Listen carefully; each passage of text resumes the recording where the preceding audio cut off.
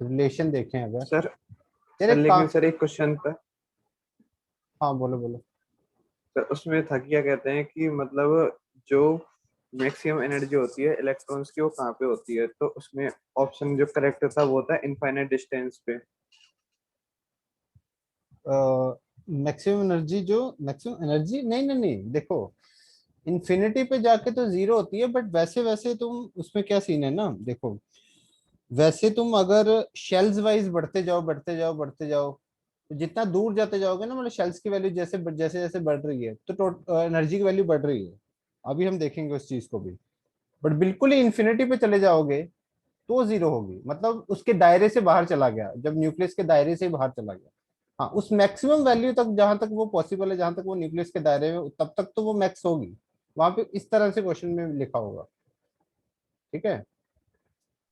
Okay sir. हाँ, इसको देखते हैं अभी, इसको आज देखेंगे तो तुम्हें और अच्छे से समझ आएगा, आप सब चीजों को देखेंगे। ठीक है। तो अच्छा, मैं एक चीज और बोलने वाला था, भूल गया। यार मेरे को ना, जैसे कई बार मैं रिकॉर्डिंग भूल जाता हूँ, रिकॉर्डिंग करना, स्टार्ट रिकॉर्डिंग करना भूल जाता हूँ, मेरे को बाद में याद आता है। तो तुम मेरे को याद, तुम्हें शो होता है ना कि जैसे रिकॉर्डिंग चल रही है लेक्चर की या नहीं? यस सर, हाँ, सो तो मेरे को यस। याद करा दिया करो, अगर अगर मेरे को, अगर मैं स्टार्ट कर दूं रिकॉर्डिंग ठीक है, बट अदरवाइज अगर मैं भूल जाऊँ, मेरे को याद करा दिया करो किस सर रिकॉर्डिंग स्टार्ट कर दो, ठीक है। तो ओके सर। हाँ, तो एक दो बार ओके ऐसे सर। गड़बड़ होगी। तो रिलेशन देखें तो टोटल एनर्जी और काइनेटिक एनर्जी में क्या रिलेशन है? मैं बोल सकता हूँ total energy equals to minus of kinetic energy, बोला जा सकता है। याद है ना कल के रिलेशन तुम सबको? टोटल एनर्जी का क्या रिलेशन था, वो सबको याद है? Yes sir. हम्म। ठीक है। टोटल एनर्जी, चलो मैं एक बार, जिसको नहीं याद मैं फिर से बता दूं। टोटल एनर्जी का रिलेशन था minus half of K Z E square upon R, और काइनेटिक एनर्जी का भी जस्ट यही रिलेशन था, K Z E square upon R. ठीक है। एंड पोटेंशियल एनर्जी का क्या था भाई? Minus K Z E square upon are.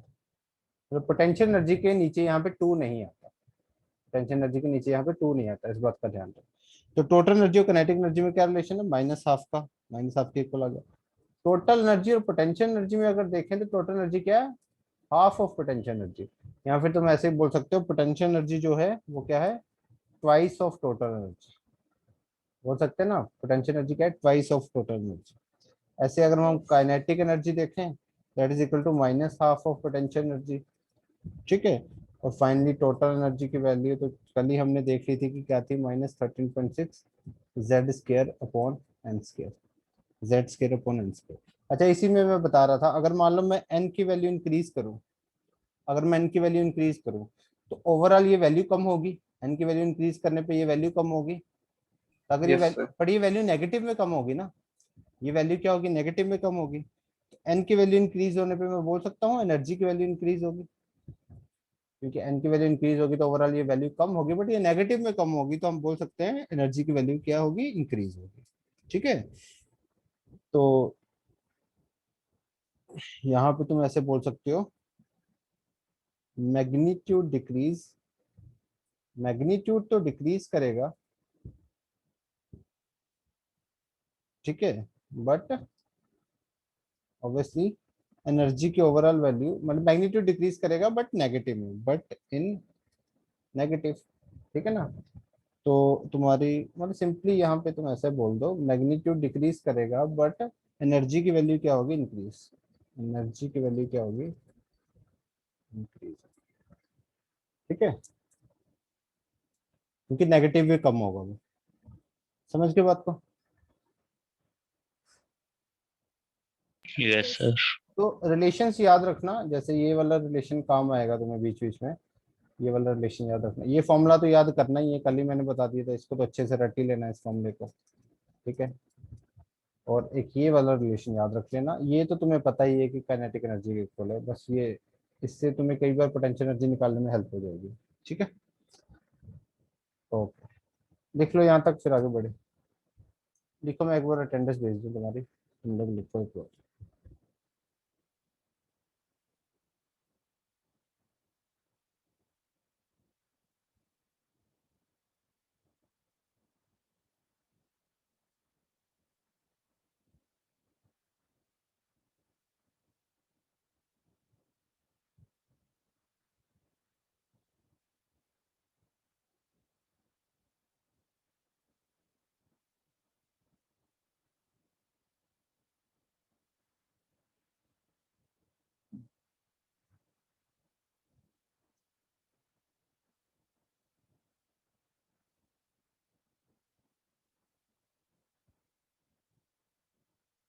लिख लिए सबने यहाँ तक? Yes sir. Okay, yes sir. Next अगर हम देखें इसमें क्या करो, ऐसे डाल लो, ठीक है। फॉर हाइड्रोजन एटम अगर हम देखें, हाइड्रोजन एटम के लिए अलग अलग वैल्यूज निकालनी है हमने। हाइड्रोजन एटम के लिए देखें तो Z की वैल्यू कितनी होती है 1 हाइड्रोजन एटम के लिए, बट अलग अलग N की वैल्यूज के लिए टोटल एनर्जी की वैल्यू चेंज होगी। तो अगर N इक्वल्स टू 1 के लिए मैं बोलूं तो टोटल एनर्जी की वैल्यू कितनी हो जाएगी? फॉर्मूला क्या था? -13.6 Z square upon N square, Z square upon N square है, ठीक है। तो जेड स्केयर तो 1 और एन स्केयर की वैल्यू भी 1, तो ये टोटल एनर्जी किसके इक्वल हो जाएगी?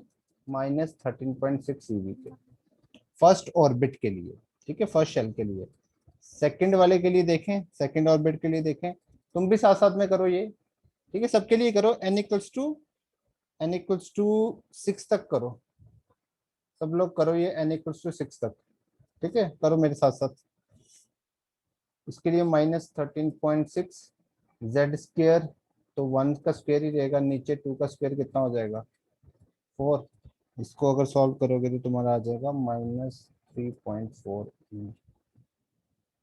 n=3 के लिए टोटल एनर्जी -30.6, ऊपर तो 1 का स्क्वायर, नीचे 3 का स्क्वायर 9, तो इसको डिवाइड करेंगे तो आएगा -1.51, ठीक है।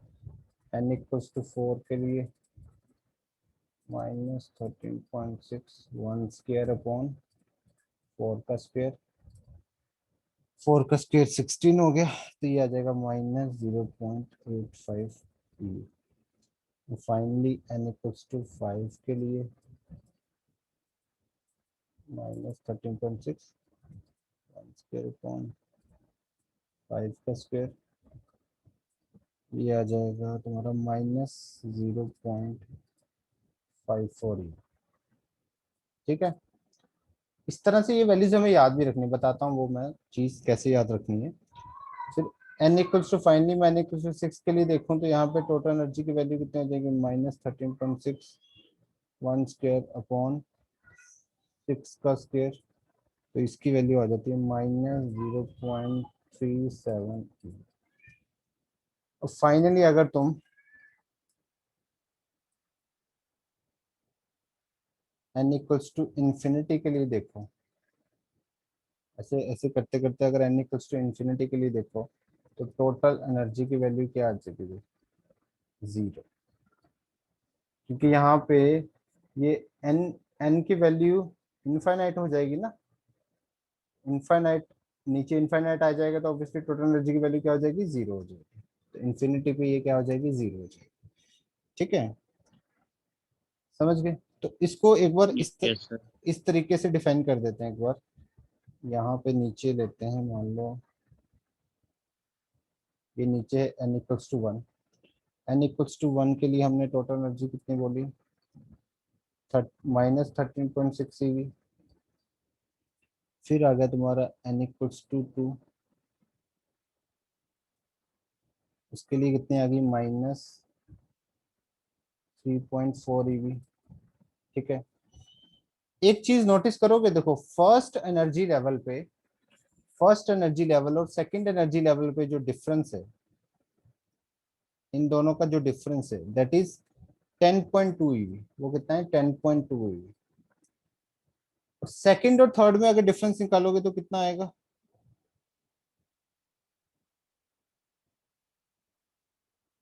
बताओ। अगर मैं सेकंड और थर्ड में, सेकंड थर्ड की कितनी थी? -1.51 ईवी। इन दोनों में अगर तुम डिफरेंस देखोगे तो कितना आएगा? 1.9। और फिर अगर तुम आगे आगे ऐसे देखते जाओगे तो ये डिफरेंस जो है वो कम होता जा रहा है, ये डिफरेंस जो है वो क्या हो रहा है? कम होता जा रहा है। तो आगे आ गया तुम्हारा जैसे n=4, n=4 की कितनी एनर्जी? -0.85 ईवी। फिर डिफरेंस और कम हुआ, तुम्हारा आ गया n=5, उसकी कितनी होगी? -0.54 ईवी। एंड फाइनली n=6, उसका कितना हो गया -0.37। तो तुम देख रहे हो पहले और सेकंड में डिफरेंस बहुत ज्यादा, देन ये डिफरेंस कम, फिर कम कम कम, ये डिफरेंस क्या होता जा रहा है, कम होता है। ठीक है, डिफरेंस क्या होता जा रहा है, कम होता है। ठीक है भाई। और जैसे जैसे ऊपर जा रहे हैं देखो एनर्जी बढ़ती जा रही है, बढ़ती जा रही है, बढ़ती जा रही है, बढ़ती जा रही है, एनर्जी बढ़ रही है ना। ठीक है, जैसे जैसे ऊपर जा रहे हैं तो एनर्जी क्या हो रही है, इंक्रीज हो रही है। ठीक है, समझ में आई बात। Yes sir. अच्छा इस यस सर। अब यस इस सर। अब इसमें तुम्हें क्या करना है, देखो यस सर। वैसे तो तुम्हें ये फॉर्मूला याद है -13.6 z² अपॉन n²। वहां से तुम सबकी वैल्यूज निकाल सकते हैं, बट न्यूमेरिकल अगर तुम फास्ट फास्ट सॉल्व करना चाहते हो, जल्दी से जल्दी न्यूमेरिकल सॉल्व करना चाहते हो, then you will have to remember these values at least up to 5 तक। 6 की चाहे ना करो बट अप टू 5 तक याद कर सकते हो। पहले की तो सिंपल ही है, याद करना कोई इतना मुश्किल नहीं। -13.6 मैं बताऊंगा अभी ये तुम्हें न्यूमेरिकल्स में कैसे हेल्प करेगा। ठीक है, डायरेक्टली वैल्यू याद की हो जाएगी तो न्यूमेरिकल्स बहुत हेल्प होगी, मतलब जल्दी जल्दी जल्दी सॉल्व कर पाओगे और मिस्टेक होने के भी चांसेस कम रहेंगे। दूसरे की -3.4, फिर -1.5, फिर 0.85, 0.54, फिर 0.37। ठीक है, इस तरह से तुम्हें याद करना है, हो जाएगा, इतना कोई मुश्किल नहीं है, हो जाता है आराम से याद। ठीक है, इतना कोई टफ भी नहीं है।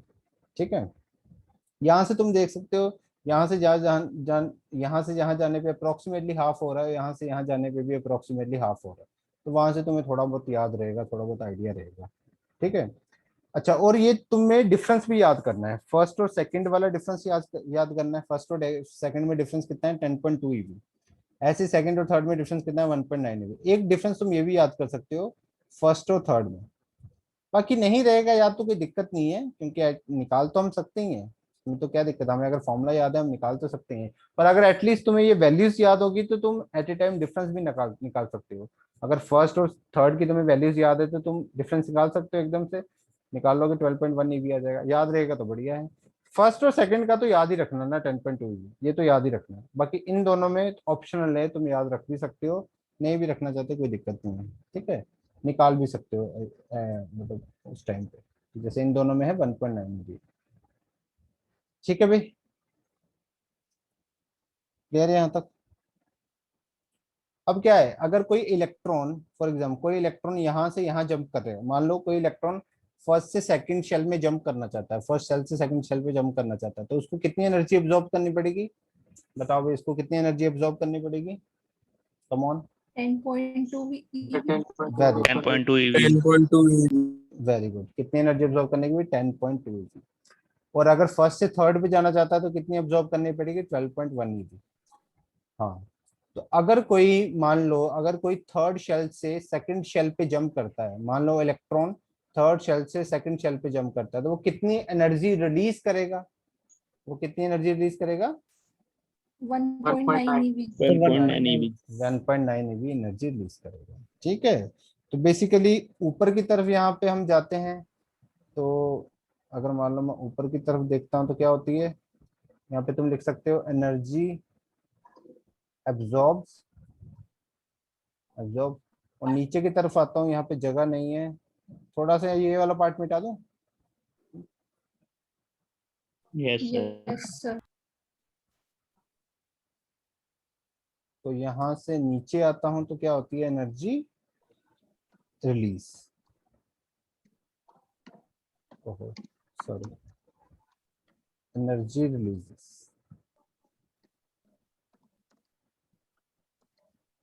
ठीक है, क्लियर है ना, कोई डाउट इस वाले पार्ट में, आप बताओ।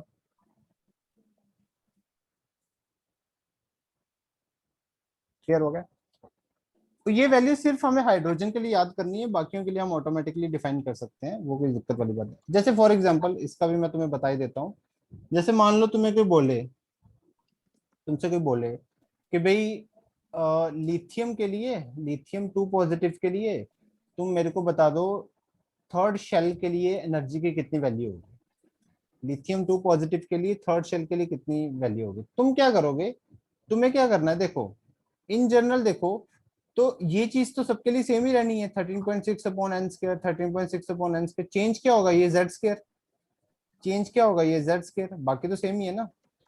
और Yes, sir.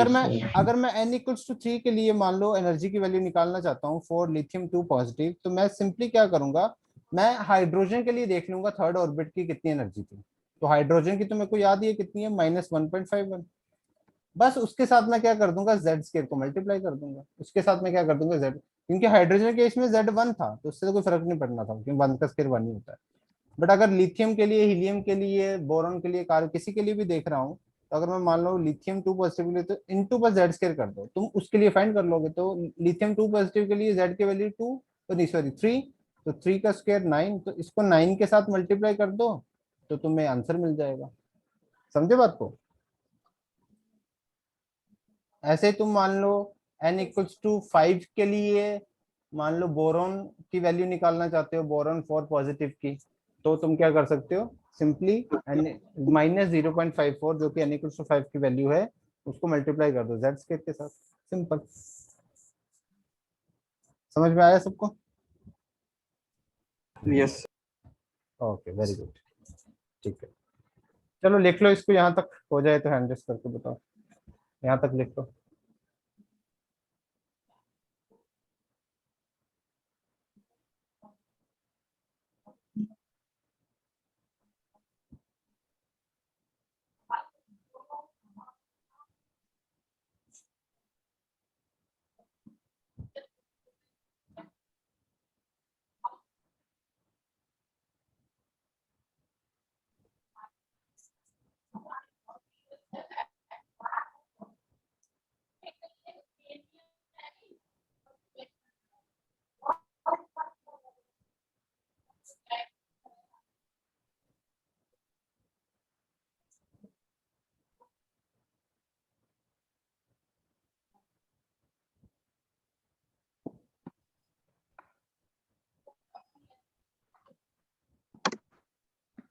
हो गया?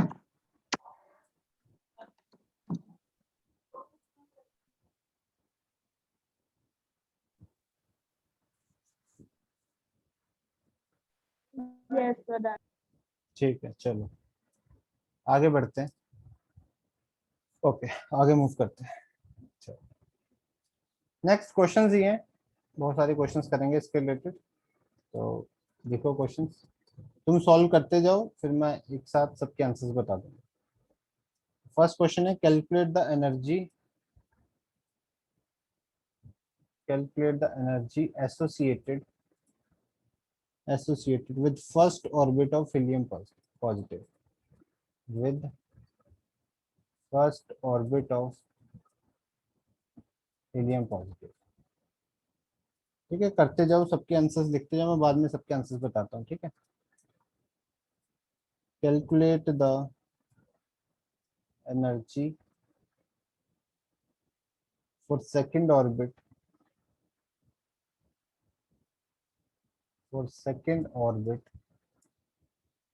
of lithium 2 positive, lithium 2 positive।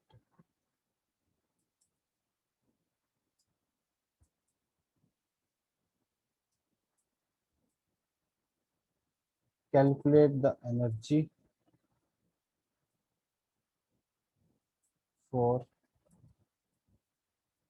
10th orbit, of hydrogen atom।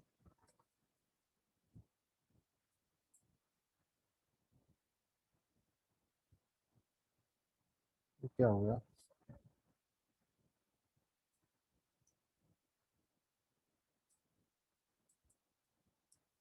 ठीक है, next one, calculate the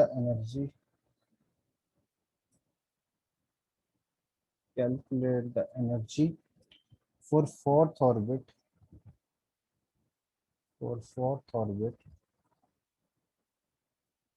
of beryllium 3 plus।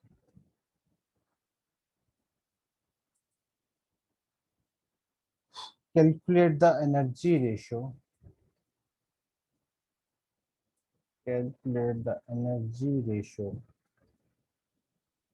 for second orbit of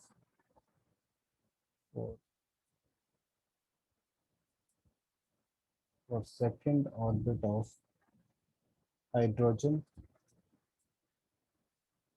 and fourth orbit of fourth orbit of name positive.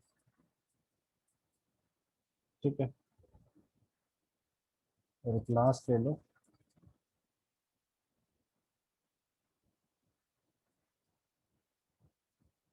calculate the potential energy for associated with first orbit lithium 2 with first orbit of lithium 2 positive. ये सब questions करो, 6 questions है, सबके सबके answers करो। जैसे ही हो जाए मेरे को बता देना, फिर मैं सबके आंसर्स बताता हूँ, फिर सब चेक कर लेना किसी के जिसका सही है गलत है। ठीक है, वो एक बार वेरीफाई कर लेना।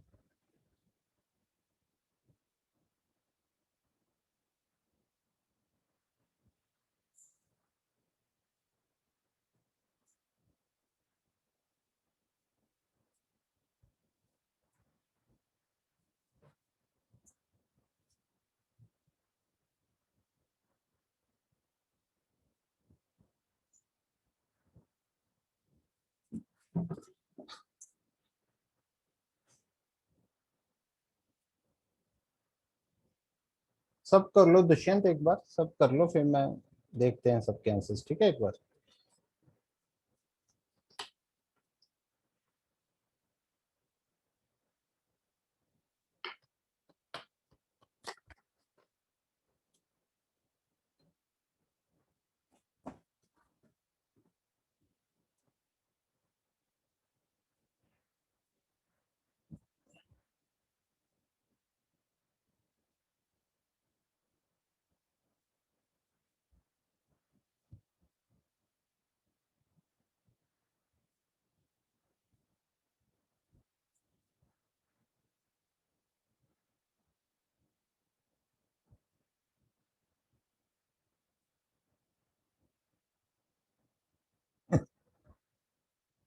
फर्स्ट 3 कर लिए सबने, फर्स्ट 3। Yes sir. ठीक है, Yes, sir. Yes, sir. तुम बाकी भी करते जाओ, मैं इसके आंसर्स लिखते जाता हूँ, फिर वेरीफाई कर लेना सही है गलत है। ठीक है,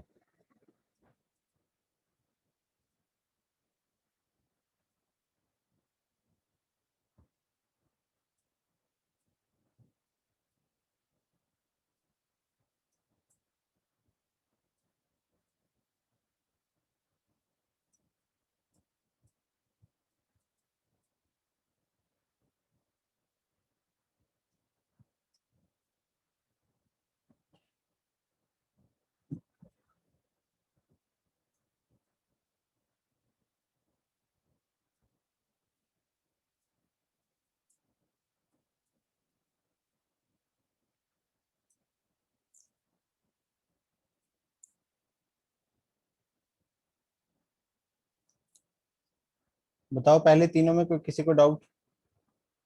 no No, sir. sir. Simple है ना? No, sir. ओके, करो नेक्स्ट 3 भी कर लो जल्दी से। मिटा दूं फर्स्ट 3? देखो किसी को भी कोई डाउट हो तो पूछ जरूर लेना, ऐसे मत बैठे रहना। ठीक है, सिंपल है तो इसलिए मैं दिख ही रहा है कि साफ ही।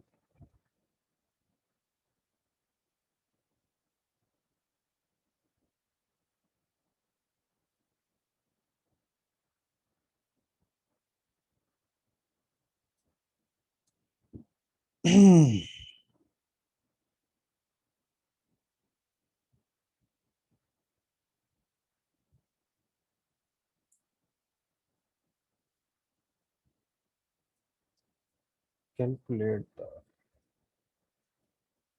Kinetic energy associated with third orbit with third orbit of helium positive ion.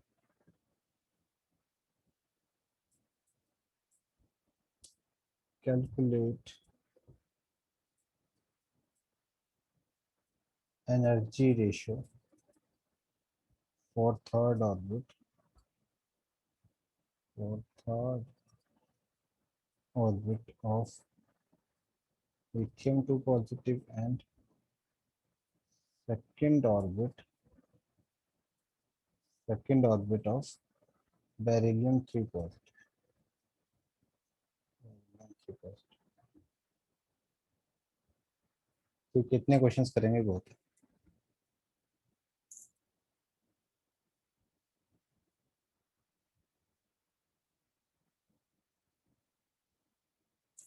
हो गए ये 3 क्वेश्चंस भी सबके? Yes, sir. ठीक है, Yes, sir. Very good.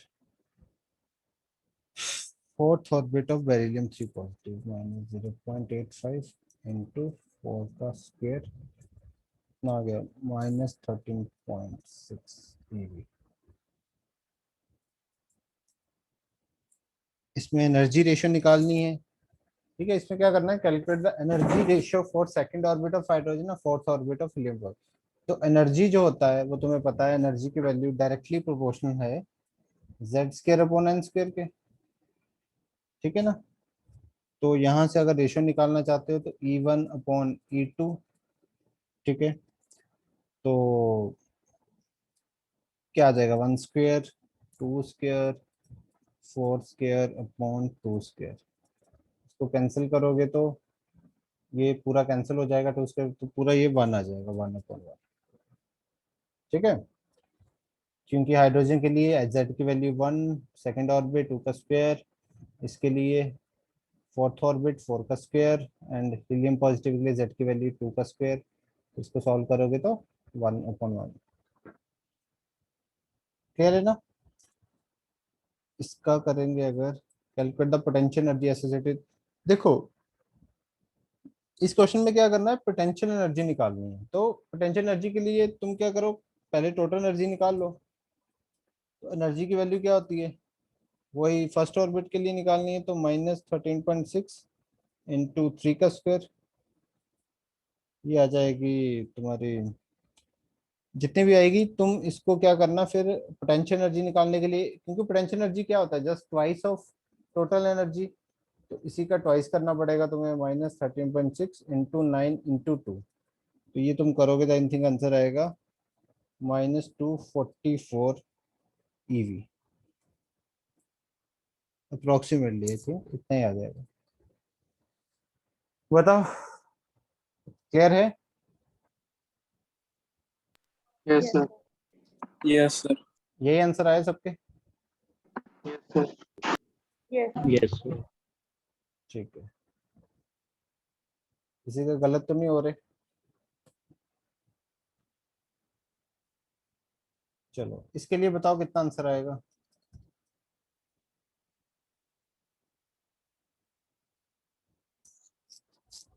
इसका आंसर बताओ कितना आएगा?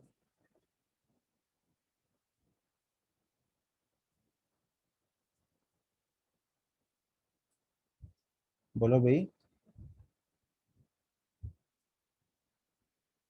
6.04 इलेक्ट्रॉन वोल्ट. 6.0. Very good. 6.04. हाँ सही है. तो इसके लिए ऑब्वियसली एनर्जी की वैल्यू निकाल सकते हो. थर्ड ऑर्बिट के लिए तो कितनी आएगी? -1.15 इंटू हीलियम 2 का स्क्वायर. तो एनर्जी की वैल्यू तो आ जाएगी -6.04 EV. But kinetic energy just negative sign का फर्क होता है, तो ये पॉजिटिव में आ जाएगी 6.04 EV. ठीक है, बाकी सेम वैल्यू वैसे तो सेम ही होती है, बस नेगेटिव पॉजिटिव साइन का फर्क होता है. अच्छा, इसका आंसर मेरे को बताएगा, जिससे मैं पूछूंगा वही बताएगा. तो किससे पूछें? सॉल्व कर लिया है ना ये वाला लास्ट क्वेश्चन सबने, या अभी नहीं किया? Yes. No, sir. अभी कर. कर रहे No, हैं. sir, अभी नहीं. ठीक है, तो कर लो एक बार, फिर मैं जिससे पूछूंगा वही बताएगा. पहले सब लोग कर लो.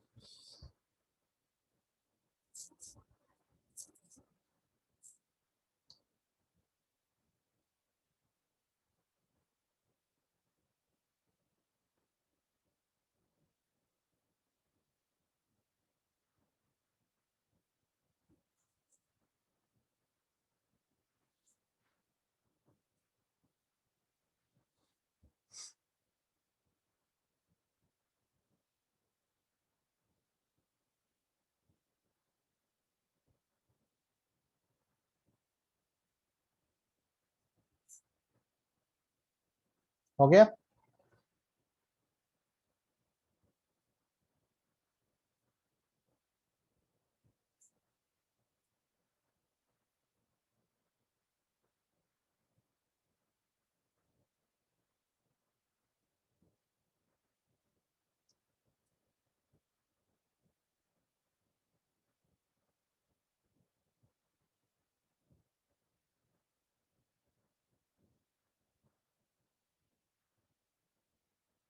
बोलो भाई, हो गया या नहीं? छोटा सा क्वेश्चन है। Yes sir. हो गया, ठीक है। चलो अब पूछते हैं।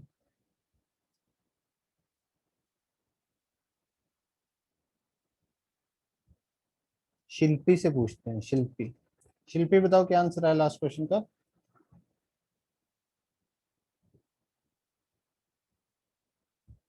Sir 13.59 upon 54. 13.5 की फॉर्म में क्यों निकाल रहे हो?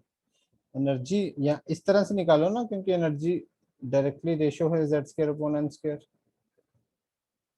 13.6 तो दोनों में आएगा ना, वो तो कैंसिल आउट हो जाएगा। तो पहले E1 अपॉन E2 करोगे आप, ये इसके डायरेक्टली प्रोपोर्शनल है ना। अगर आप वैसे आप 13.6 देखो, इसके लिए भी 13.6 आएगा, उसके लिए भी 13, तो ये तो कैंसिल ही हो जाएगा। 13.6 का तो कोई मतलब ही नहीं है। तो डायरेक्टली प्रोपोर्शनल का भी यही मतलब होता है ना, जब तुम दो चीजों को डिवाइड करते हैं जो सेम तरीके से डायरेक्टली प्रोपोर्शनल है, तो कांस्टेंट कांस्टेंट तो कट ही जाता है। ठीक है, तो तुम पहले लिथियम 2 पॉजिटिव के लिए, लिथियम 2 पॉजिटिव के लिए z की वैल्यू कितनी हो जाएगी? 3, 3 का square upon n square. n square third orbit, तो नीचे भी 3 का स्क्वायर। फिर यहाँ पे तुम्हारा बेरिलियम 3 पॉजिटिव के लिए z की वैल्यू कितनी? 2, तो 2 का स्क्वायर, क्योंकि ये नीचे आएगा ना।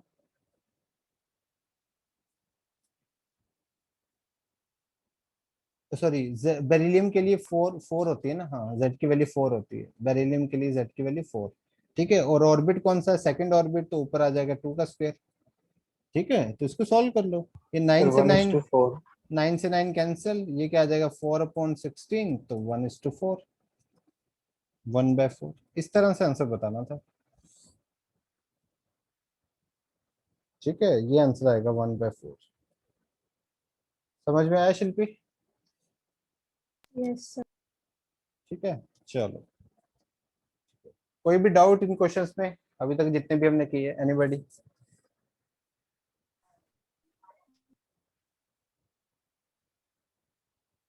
No, sir. ठीक है, ओके, आगे बढ़ते हैं।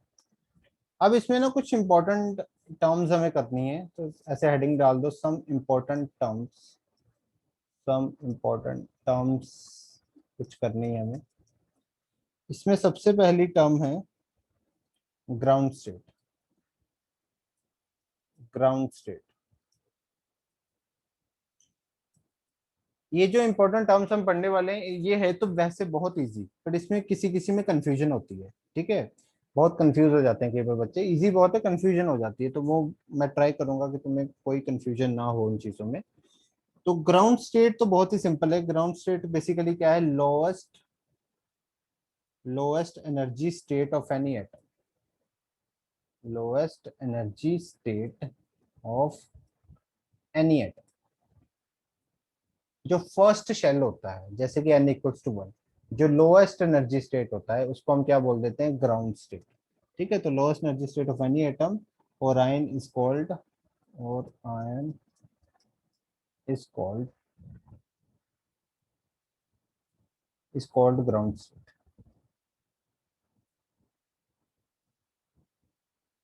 दैट मीन्स n=1 की बात हो रही है।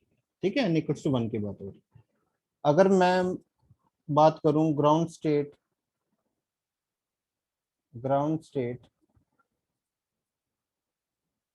Energy of hydrogen atom, of hydrogen atom, तो कितनी होगी? बताओ, हाइड्रोजन एटम की ग्राउंड स्टेट की एनर्जी कितनी होगी? Sir, -13. -13.6 eV. Very good, -13.6 eV। और ground state energy other ion की अगर तुमसे कोई अदर आयन की पूछे तो प्लीज आज के लेक्चर की रिकॉर्डिंग शेयर कर दीजिए, बिकॉज मेरा नेट बहुत खराब चल रहा है और वीडियो बार बार उठ रही है, सो दैट्स व्हाई कुछ समझ नहीं आ रहा है। Okay Mukta, you can watch the recording. अगर ऐसा हो रहा है तो अभी लेक्चर देखो मत, क्योंकि वो टाइम वेस्ट होगा, समझ में आपको कुछ नहीं आएगा। तो you can just and the class, ठीक है, जस्ट लीव द क्लास और बाद में रिकॉर्डिंग देख लेना। I will send you the recording, okay. ठीक है।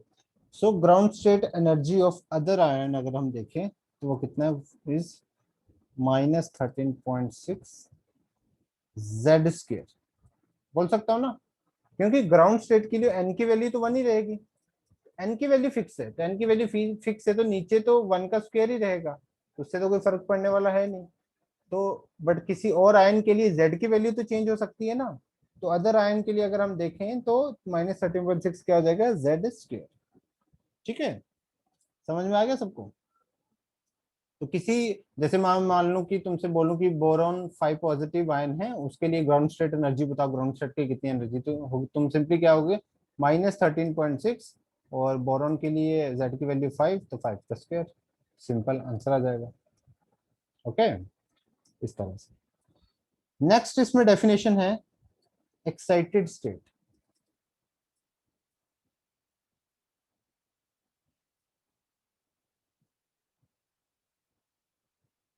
नेक्स्ट डेफिनेशन है excited state.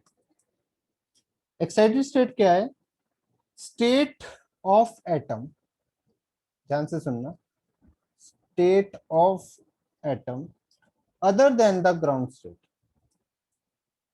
other than the ground state is called a excited state, is called excited state।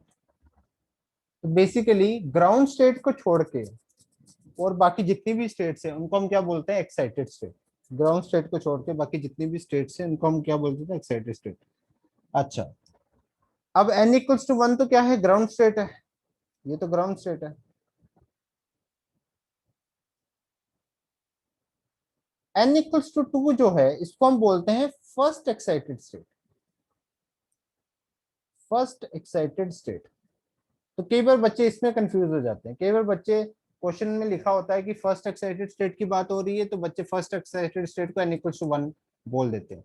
n equals to 1 तो excited state हो ही नहीं सकता, n equals to 1 तो excited state है ही नहीं, n इक्वल्स टू 1 तो ground state है, n equals to 1 तो ग्राउंड स्टेट है। तो एक्साइटेड स्टेट का नंबर शुरू ही n इक्वल्स टू 2 से होता है। एक्साइटेड स्टेट का नंबर n इक्वल्स टू 2 से शुरू होता है, बाकी सब 3 4 5 6 सब एक्साइटेड स्टेट है, but 1 n equals to 1 excited state नहीं है, वो ग्राउंड स्टेट है। इसलिए n इक्वल्स टू 2 जो है वो हमारी फर्स्ट एक्साइटेड स्टेट है।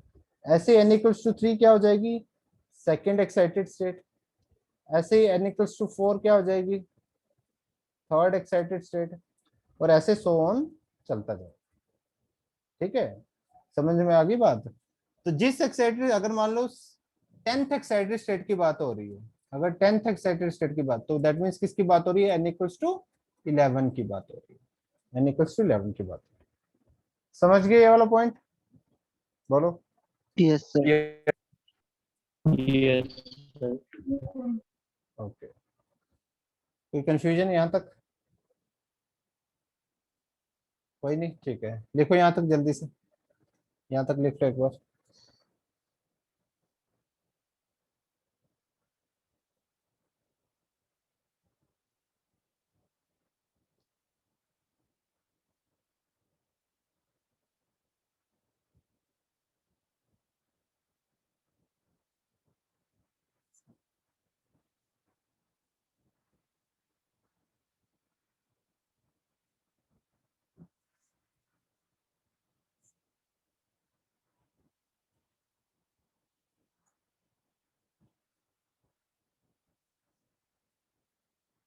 हो गया,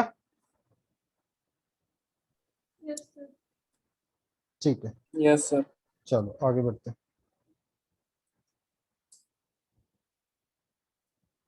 नेक्स्ट है हमारा आयनाइजेशन एनर्जी, जो अब स्टार्ट, आज लेक्चर की स्टार्टिंग में किसी ने डाउट भी पूछा था। Ionization energy. आयनाइजेशन एनर्जी क्या है भाई? Minimum energy required to remove an electron from ground state to n equals to infinity. मतलब अगर किसी इलेक्ट्रॉन को मैं ग्राउंड स्टेट से n इक्वल्स टू इन्फिनिटी पे भेजना चाहता हूँ, मतलब बेसिकली मोटा मोटा तुम ये बोल सकते हो कि इलेक्ट्रॉन से बाहर भेजना चाहता हूँ, सॉरी एटम से बाहर भेजना चाहता हूँ, किसी इलेक्ट्रॉन को एटम के दायरे से बाहर भेजना चाहता हूँ, मतलब मैं ग्राउंड स्टेट से n इक्वल्स टू इन्फिनिटी पे भेजना चाहता हूँ। तो जितनी मिनिमम एनर्जी मेरे को चाहिए होगी उस एनर्जी को क्या बोलते हैं? Ionisation energy. एक बार लिख लेते हैं तो और अच्छे समझ आएगा। तो क्या है? The minimum energy required to remove energy required to remove an electron from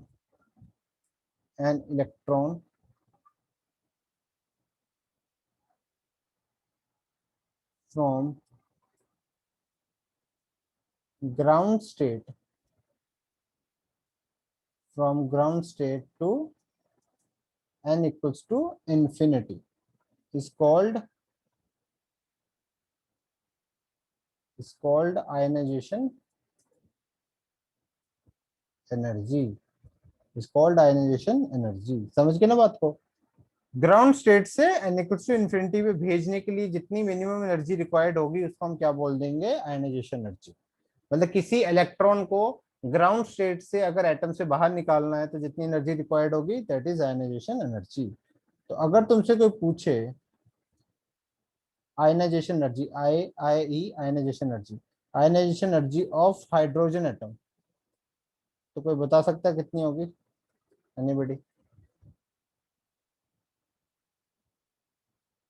कितनी So होनी चाहिए? 13.6 eV. 3.6 EV. Very good.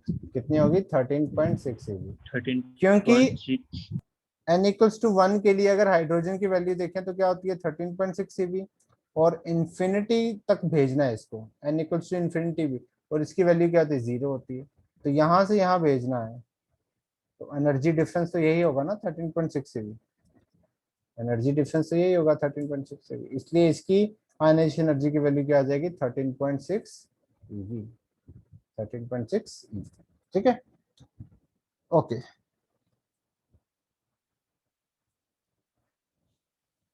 ठीक है, नेक्स्ट।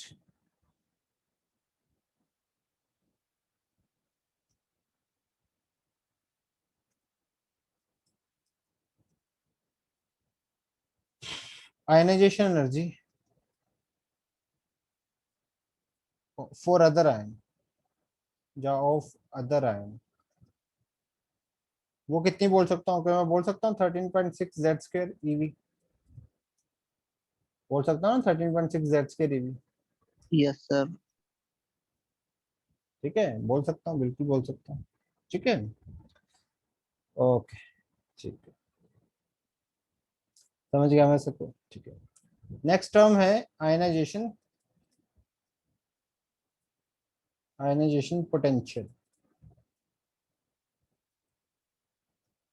देखो, आयनाइजेशन एनर्जी और आयनाइजेशन पोटेंशियल में रत्ती भर का फर्क नहीं है, बिल्कुल सेम सी चीजें हैं। बस इसमें डेफिनेशन इस तरह से है कि the potential difference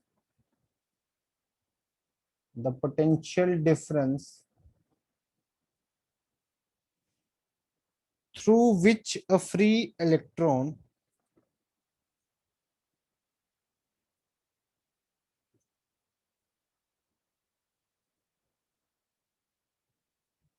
through which a electron can be ionized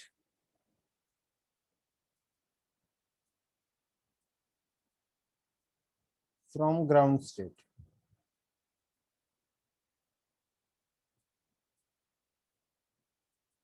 तो बस बेसिकली यहाँ पे क्या कर दिया आयनाइजेशन पोटेंशियल में, क्या कर दिया इसमें बोल दिया कि द पोटेंशियल, कितना पोटेंशियल डिफरेंस हम अप्लाई करें कि वो इलेक्ट्रॉन ग्राउंड स्टेट से आयनाइज हो जाए। आयनाइज होने का मतलब क्या?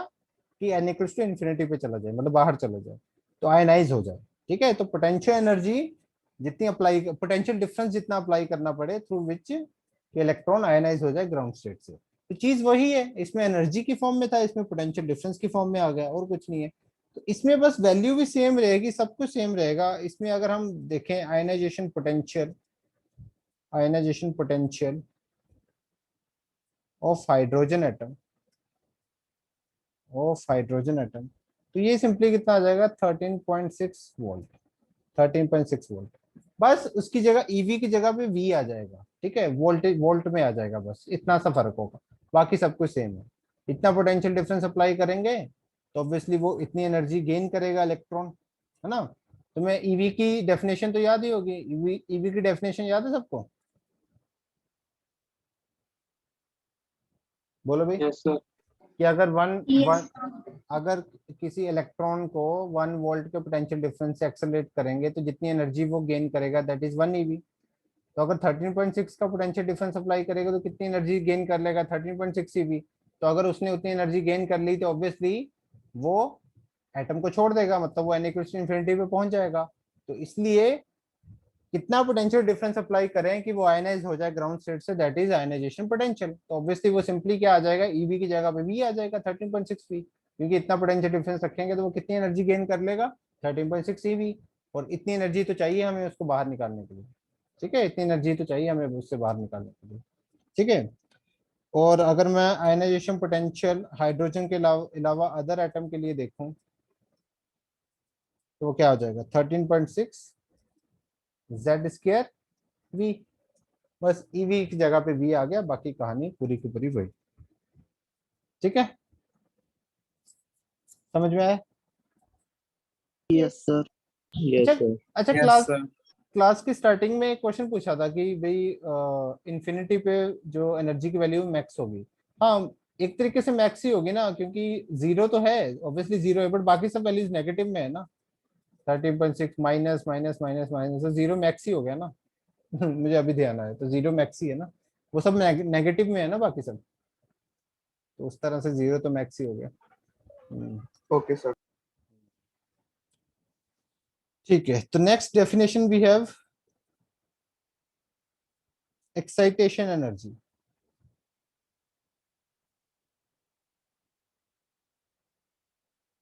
एक्साइटेशन एनर्जी क्या है, एनर्जी रिक्वायर्ड,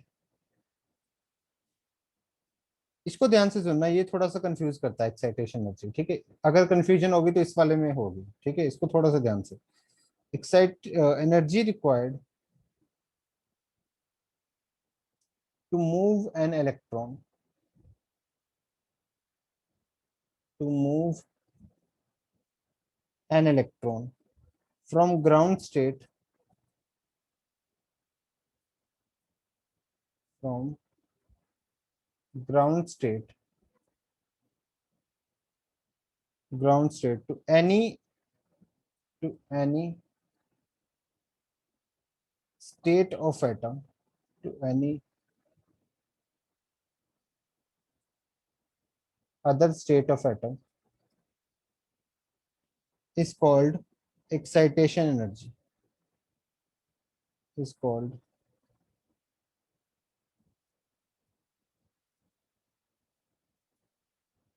excitation energy, ठीक है, is called excitation energy of that state, of that state, ठीक है।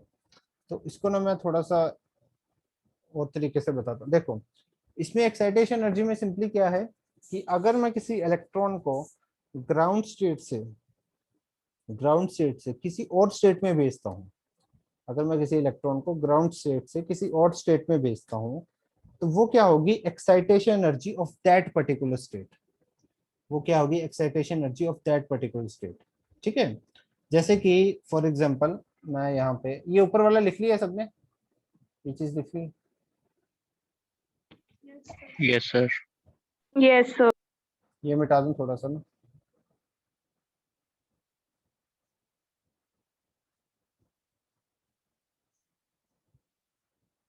तो जैसे for example first excitation energy की बात करें, first excitation energy for hydrogen atom,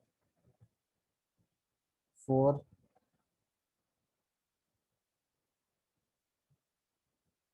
first excitation energy for hydrogen. तो इसका मतलब क्या होगा कि ध्यान से सुनना, फर्स्ट एक्साइटेशन एनर्जी का मतलब क्या होगा, डेफिनेशन क्या है, energy required to move an electron from ground state to any other state, from ground state to any other state is called excited energy of that state. तो first excitation energy का क्या मतलब होगा, अगर मैं ground state से, मतलब ground state मतलब n equals to 1, n equals to 1 से अगर मैं n इक्वल्स टू 2 में इलेक्ट्रॉन भेजता हूं तो जितनी एनर्जी की जरूरत होगी that is excitation energy.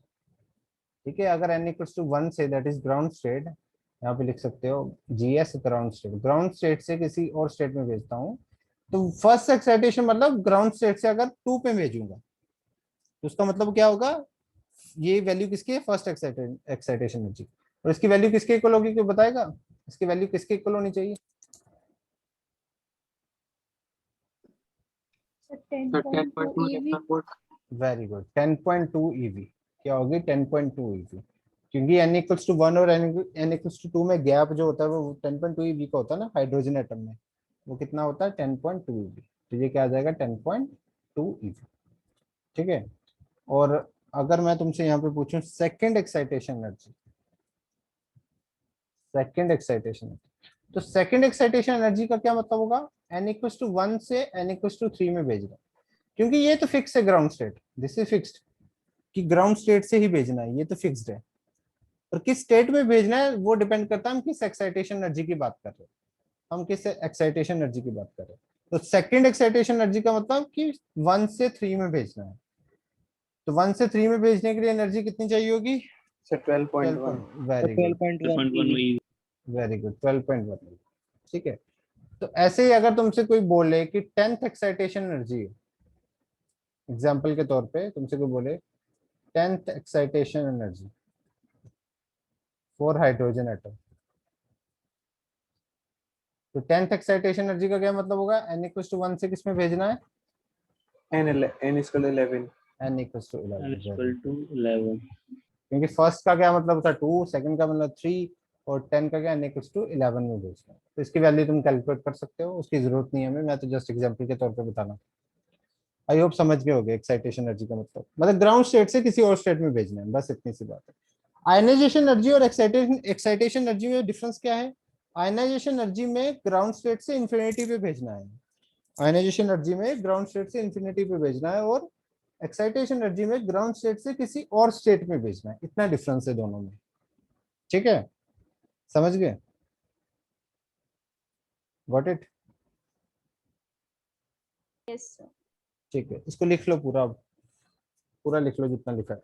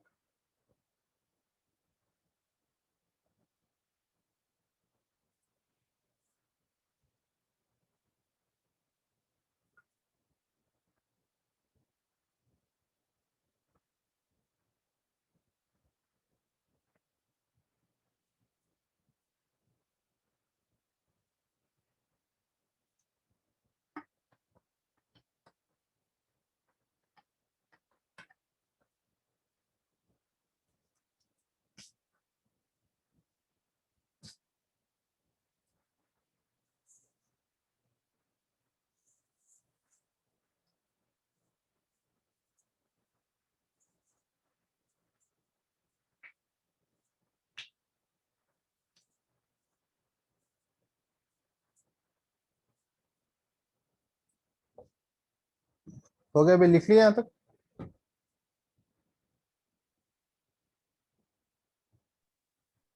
Yes sir. Yes. Sir, हम्म,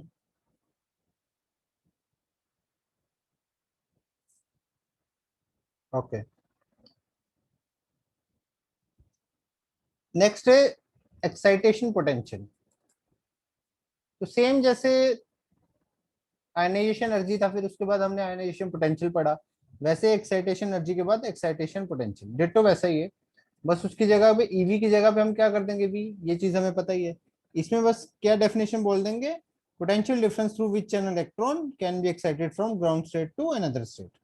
ठीक है, तो आई थिंक इसकी डेफिनेशन लिखने की कोई जरूरत नहीं है, समझ गए होगे तुम। ठीक है, पोटेंशियल डिफरेंस कितना अप्लाई करेंगे कि फिर से मैं एक बार रिपीट कर देता हूँ, लिखने की कोई जरूरत नहीं है, बस वही सेम जैसे आयनाइजेशन पोटेंशियल की थी कि potential difference through which an electron can be excited from ground state to another state of an atom, ठीक है, इज कॉल्ड एक्साइटेशन पोटेंशियल। तो अगर तुमसे कोई पूछेगा first excitation potential, first excitation potential for hydrogen atom, वो कितना होगा 10.2 वोल्ट। ईवी की जगह पे वी कर दोगे बस, ठीक है। ऐसे ही सेकंड एक्साइटेशन पोटेंशियल क्या हो जाएगा 12.2 वी, 12.1 सॉरी 12.1 वी, ठीक है, बस इतना सा फर्क था और बाकी तुम्हें पता ही। नेक्स्ट है definition separation energy.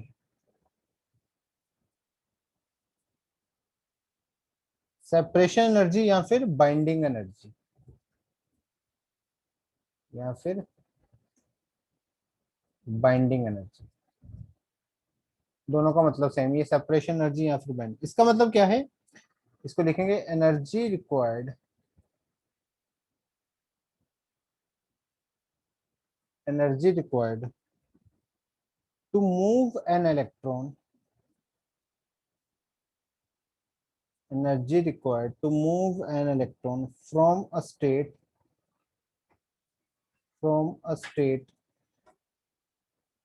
to n equals to infinity,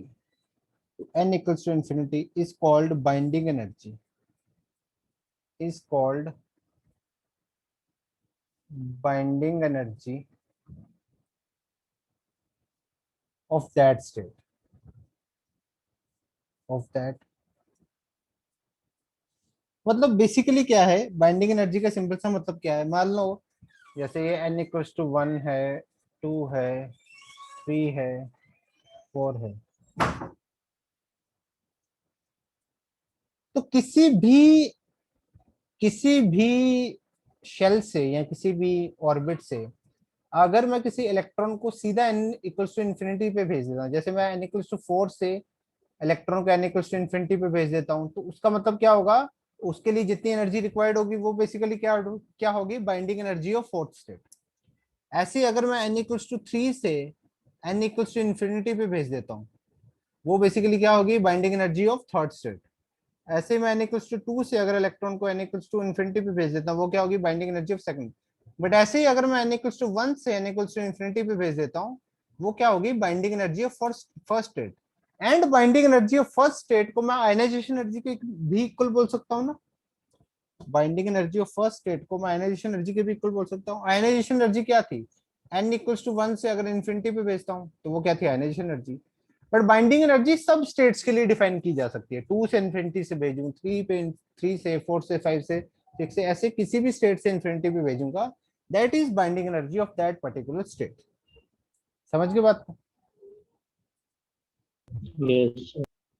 तो यहाँ पे एक चीज स्टार मार्क करके तुम लिख सकते हो कि binding energy B, binding energy of ground state, of ground state is ionization energy, is ionization energy, ठीक है, किसी भी स्टेट से इन्फिनिटी पे भेजना, that is binding energy of that particular state. समझ गए?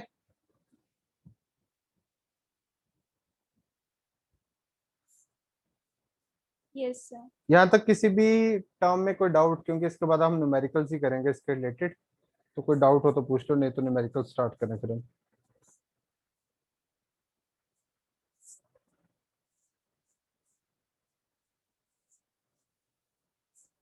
ठीक है भाई, चलो लिख लो यहाँ तक एक बार, फिर न्यूमेरिकल स्टार्ट करते हैं, ठीक है, यहाँ तक लिख लो।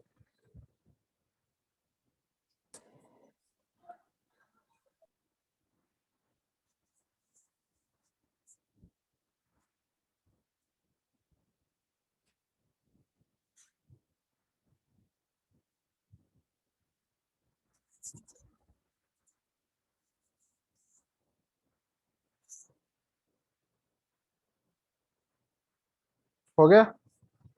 चलो मिटा दो ना, हो गया ना सबका?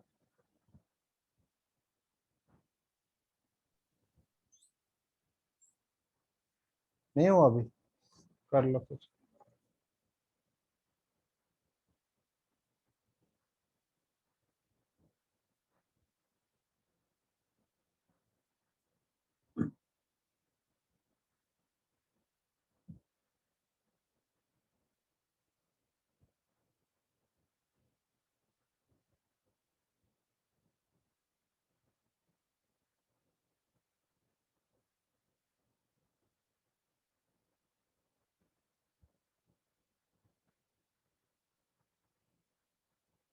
हो गया भाई, बढ़िया आगे।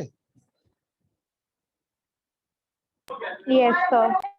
चलो Yes, sir. चलो क्वेश्चंस करो।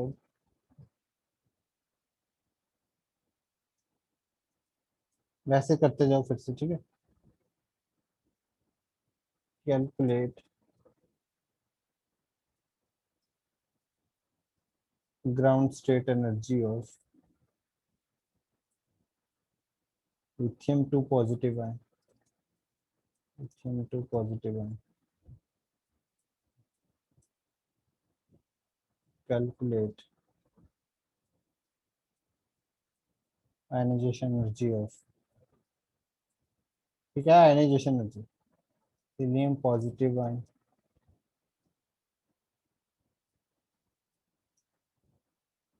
Calculate second excitation energy, calculate second excitation energy for helium positive ion.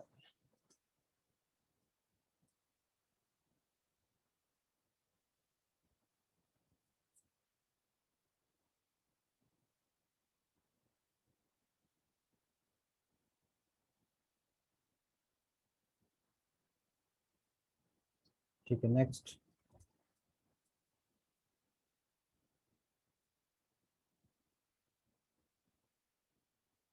Calculate the energy, calculate the energy emitted when an electron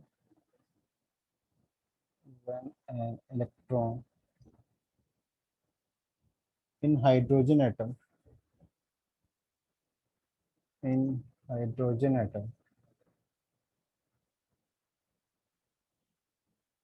make transition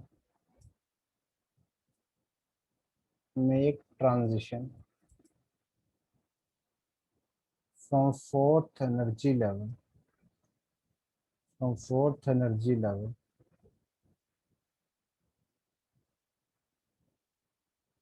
to its first energy level.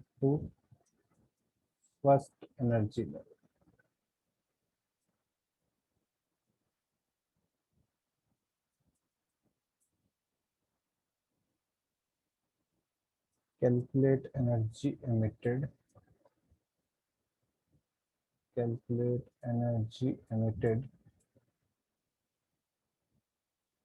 when an electron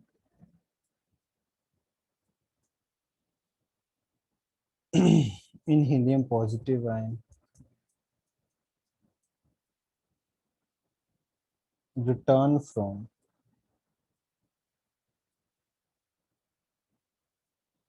fifth energy level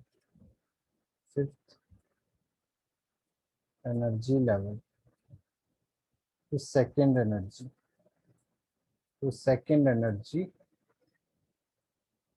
level। ठीक है, ये करो पांचों questions.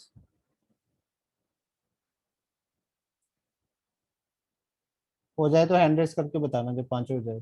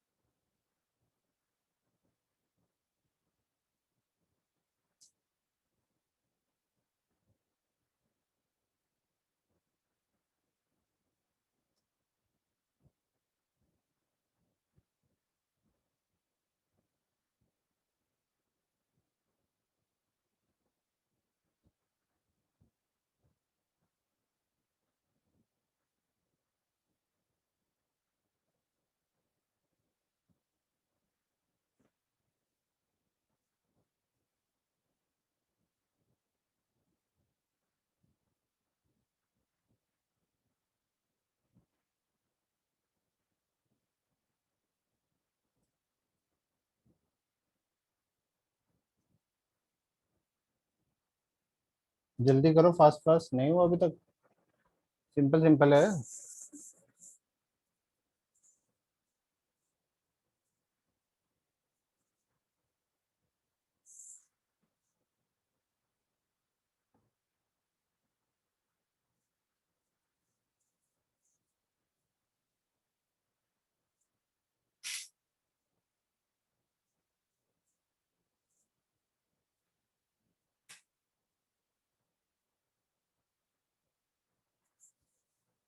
क्या आदित्य के हो गए, बाकी लोग भी करो जल्दी, फास्ट।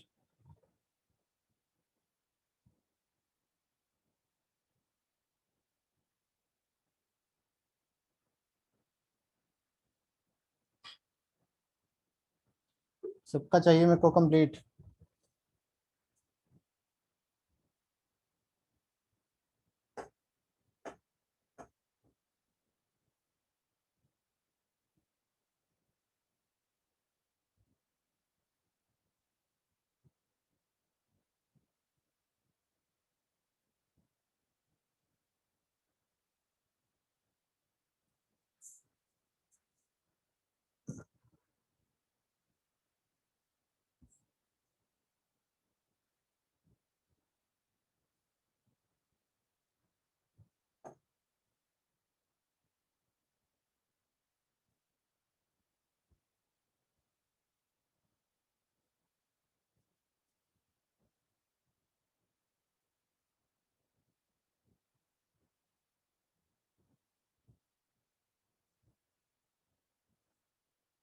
बाकी लोग हुआ नहीं अभी तक यार,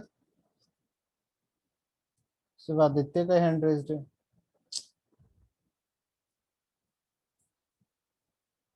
एक और ने कर लिया, काना Kritika, very good good good. तो बेसिकली पहला तो सिंपल है, ground state ground state energy निकालनी है लिथियम टू पॉजिटिव की। तो उसके लिए तो सिंपली क्या करेंगे, हमें हाइड्रोजन की तो ग्राउंड स्टेट एनर्जी पता ही है, विच इज -13.6 -13.6। उसको मल्टीप्लाई कर देंगे हम 9 9 के साथ, 3 का स्क्वायर, तो वो कितनी आ जाएगी, -22.4। ठीक है, जेड स्क्वायर के साथ मल्टीप्लाई कर देंगे, लिथियम का जेड की वैल्यू 3 होती है। आयनाइजेशन एनर्जी वैल्यू कैलकुलेट करेंगे हीलियम पॉजिटिव आयन की। तो हीलियम पॉजिटिव आयन की तुम्हें पहले हाइड्रोजन की पता होनी चाहिए। हाइड्रोजन की कितनी होती है, वही -13.6 ही होती है। देखो भाई, जो Yes. जो ग्राउंड स्टेट की एनर्जी होगी वही तो तुम्हारी आयनाइजेशन एनर्जी होगी। जो ग्राउंड स्टेट की एनर्जी होगी वही आयनाइजेशन एनर्जी होगी, क्योंकि इन्फिनिटी पे तो 0 होती है। तो आयनाइजेशन एनर्जी -13.6 इंटू हीलियम के लिए 2 का स्क्वायर मतलब 4। 4. ये कितना आ जाएगा, 54.4। अच्छा, second excitation energy for helium positive ion, ये मैं जिससे पूछूंगा वही बताएगा, बाकी लोगों ने किया नहीं क्या। अंशुमन तुम बताओ इसका answer, Anshuman, second excitation energy for helium positive ion.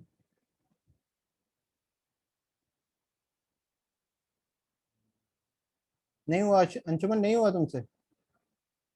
Sir 24.2। 24.2। कोई और बताना चाहेगा सही answer. Sir, -48.4. 48.4 EV. Very good, 48.4। देखो भाई, सेकंड एक्साइटेशन ये एनर्जी सर का, सही है। सेकंड एक्साइटेशन एनर्जी का क्या मतलब था, n equals to 1 to n equals to 3 में भेजना, क्योंकि ग्राउंड स्टेट से ही भेजते हैं एक्साइटेशन एनर्जी में, ग्राउंड स्टेट से भेजते हैं। 1 से 3 में गैप, अगर तुम्हें, पहली बात तो हमें हीलियम पॉजिटिव का गैप याद नहीं है, बट हमें उसका याद है, हाइड्रोजन का कितना गैप होता था, 12.1। तो उसके लिए सिंपली जेड स्क्वायर से मल्टीप्लाई कर दो, तो कितना आ जाएगा, 48.4 EV। ठीक है, हाइड्रोजन की वैल्यू याद रखो, हाइड्रोजन की वैल्यू याद रखो, उससे तुम जेड स्क्वायर से मल्टीप्लाई करके किसी की भी वैल्यू कैलकुलेट कर सकते हो। समझ गए।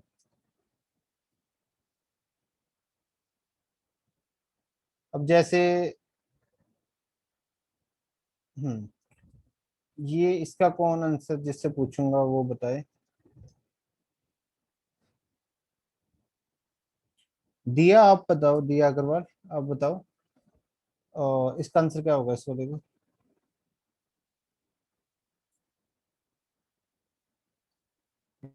So minus 12.75. माइनस नहीं इसमें आएगा, 12.75 आएगा ना नॉर्मली, माइनस क्यों इसमें बोल रहे हो? ठीक है, इसमें तो एनर्जी इमिटेड बतानी है ना हमें। एनर्जी कितनी एमिट होगी when electron in hydrogen atom make transition from fourth to first. जब फोर्थ से फर्स्ट में जंप करता है वो, तो फोर्थ से फर्स्ट में जंप करेगा तो फोर्थ की जो एनर्जी लेवल है, तो हम करते क्या है बेसिकली इसमें, जब फोर्थ से फर्स्ट में जंप करेगा तो हाइड्रोजन एटम में, तो कैसे एनर्जी डिफरेंस निकालेंगे, जितनी फोर्थ की एनर्जी है, फोर्थ की जितनी एनर्जी उससे माइनस कर देंगे फर्स्ट वाली एनर्जी के साथ। फोर्थ ऐसे ऐसे इस तरह से लिख सकते हैं। तो फोर्थ में कितनी थी एनर्जी, -0.85। फर्स्ट में कितनी है, -13.6। ये माइनस माइनस ऐड हो जाएगा ना, तो -0.85 प्लस 13.6, ये कितना आ जाएगा 12.75। इतनी एनर्जी बेसिकली वो रिलीज कर देगा, 12.75। ठीक है, समझ गए? Yes sir. इसका आंसर कौन बताएगा?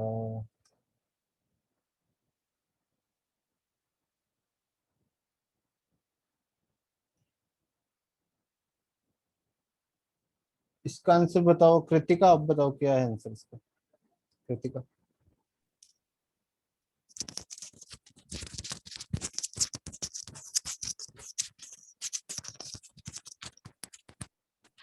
क्या आवाज नहीं आ रही बिल्कुल भी कृतिका, आवाज क्लियर नहीं है,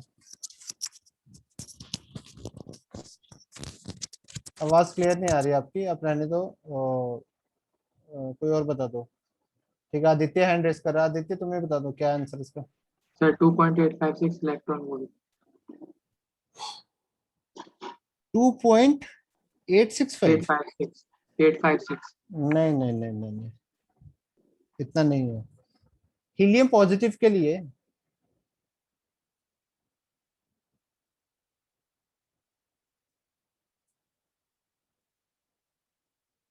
कोई बात नहीं कृतिका, कोई बात नहीं। अगर आपका आंसर टाइप कर दो चैट बॉक्स पे, आंसर इसका टाइप कर दो चैट बॉक्स पे, ये लास्ट वाले क्वेश्चन का। Sir, 11.2 के अराउंड आएगी सर। हाँ सर मैंने हाइड्रोजन के लिए निकाल दिया। हाँ, आपने उसके उसके निकाल दिया होगा ना, मुझे पता चल ही गया था। तो क्या करो तुम, एनर्जी डिफरेंस पहले हाइड्रोजन के लिए निकाल दो, क्योंकि मैंने क्या बोला, पहले सब चीजें हाइड्रोजन के लिए निकाल दो। अब इसका हमने एनर्जी डिफरेंस याद नहीं किया होता, इसका एनर्जी, हाँ सही है, इसका एनर्जी डिफरेंस आपने याद नहीं, हमने याद नहीं किया होता, तो इसका निकाल लो। तो इसका जब निकालेंगे तो वही चीज है, ये कितना आएगा, EN5 - EN2। टू फिफ्थ से 2 पे भेजना है ना, फिफ्थ की एनर्जी कितनी होती है, माइनस सॉरी -0.54 होती है, और 2 की होती है -0.34। तो मतलब 0.34 से अगर 0.54 माइनस करेंगे तो कितना आएगा, 2.86। पर ये तो हाइड्रोजन के लिए आया है ना 2.86। तो जब तुम उसके लिए निकालोगे, हीलियम पॉजिटिव के लिए निकालोगे, तो इंटू जेड स्क्वायर भी तो करना पड़ेगा। तो इंटू 2.86, सॉरी 2.86 इंटू जब 4 करोगे तो अप्रोक्सीमेटली तुम्हारा 11.4 के करीब आएगा। ठीक है, 11.4 EV।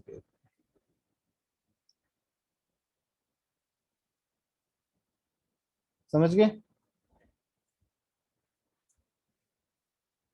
Yes, sir. किसी को डाउट इन न्यूमेरिकल्स में, एनीबॉडी, किसी को भी डाउट?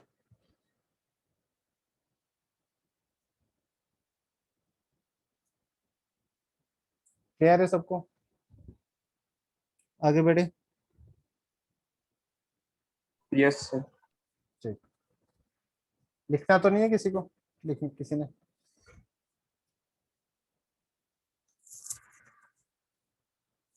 चलो नो सर। नेक्स्ट है, नेक्स्ट क्वेश्चन है, एक दो क्वेश्चन और करते हैं फिर रैप अप करते हैं लेक्चर को। If second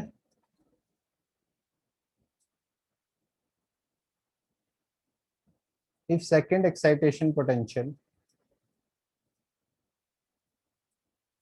if second excitation potential of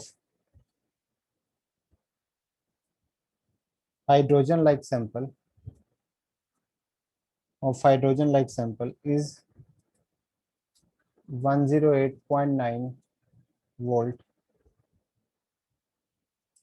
Identify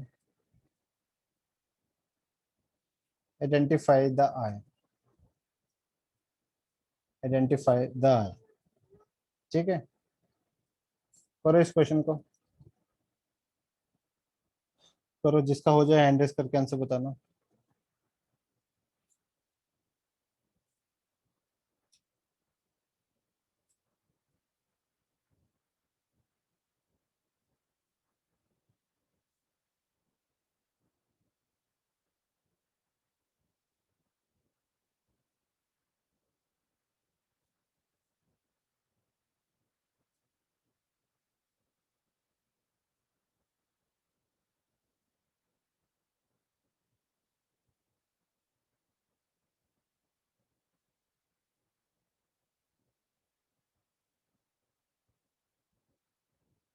Aditya का हो गया,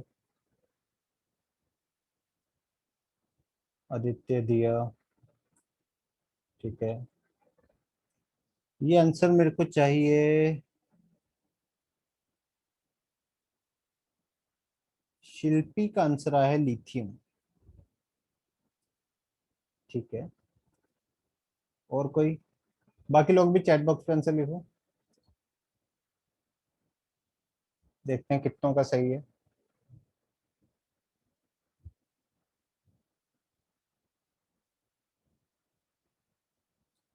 ठीक है, दिया का भी लिथियम,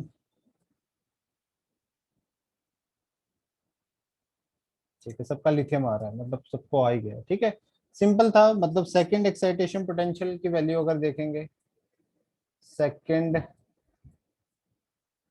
एक्साइटेशन पोटेंशियल की वैल्यू कितनी आई, कितनी गिवन है हमें, 108.9 वोल्ट गिवन है। वैसे निकाल कैसे सकते हैं, देखो, सेकंड सेकंड एक्साइटेशन पोटेंशियल का क्या मतलब होता है, जब n इक्वल्स टू 1 से कहां पे जाएगा, n इक्वल्स टू 3 पे, ठीक है। अब हाइड्रोजन लाइक सैंपल है, हाइड्रोजन लाइक सैंपल है, हमें नहीं पता कौन सा सैंपल है, ठीक है, हाइड्रोजन लाइक सैंपल है, हमें नहीं पता कौन सा है। तो 1 से 3 का गैप कितना होता है, 12.1 होता है ना, 1 से 3 का गैप कितना होता है, 12.1 होता है। तो मैं ऐसे बोल सकता हूँ 12.1 इंटू जेड स्केयर, हमें नहीं पता जेड की वैल्यू क्या है, तो 12.1 into Z square is equal to 108.9। यहाँ से जेड स्केयर की वैल्यू निकाल सकता हूँ 108.9 अपॉन 12.1, ये अप्रोक्सीमेटली जाएगा 9 पे, और यहाँ से Z की वैल्यू आ जाएगी 3। Z की वैल्यू 3 किसके लिए होती है, लिथियम, तो वो कौन सा स्पीशीज होगा, लिथियम 2 पॉजिटिव, ठीक है, लिथियम 2 पॉजिटिव होगा। समझ गए भाई, यस सर। किसी का डाउट इस क्वेश्चन में? No sir. ठीक है, ठीक है भाई, फिर आज का लेक्चर यहीं तक रखते हैं। होमवर्क की अगर बात करें तो आई होप तुम कर रहे होगे रेगुलरली, तो एक बार मैं जस्ट देख लूँ, नेक्स्ट लेक्चर में शीट जितनी हो गई उतनी डिस्कस भी कर लेंगे, ठीक है, एक बार जितनी शीट हो गई एक बार डिस्कस कर लेंगे। तो बोहर मॉडल, ठीक है, स्पेक्ट्रम, मतलब वही सेक्शन सी तक ही कर पाएंगे, बोहर मॉडल तो अभी, सॉरी स्पेक्ट्रम नहीं कर पाएंगे, तो वही सेक्शन ए टू सी है, वो तुमने ऑलरेडी कर ही दिया होगा वैसे। एक्सरसाइज 2 में भी, मतलब ये 1 का था एक्सरसाइज, और नेक्स्ट टाइम डिस्कस भी कर लेंगे एक बार शीट, जो डाउट्स वगैरह होंगे। और एक्सरसाइज 2 में भी डी ब्रोगली, ठीक है, एक्सरसाइज 2 में तो कुछ खास नहीं, वही 10 क्वेश्चन तक कर सकते हो, क्वेश्चन नंबर 1 to 10, ठीक है। चलो बाकी देखेंगे नेक्स्ट क्लास में, ठीक है भाई, आज के लिए इतना है, फिर मिलते हैं नेक्स्ट क्लास में। कोई डाउट हो तो पूछ लो, नहीं तो हम खत्म करें लेक्चर, ठीक है भाई, ओके, फिर बाय, मिलते हैं नेक्स्ट लेक्चर में, ओके बाय।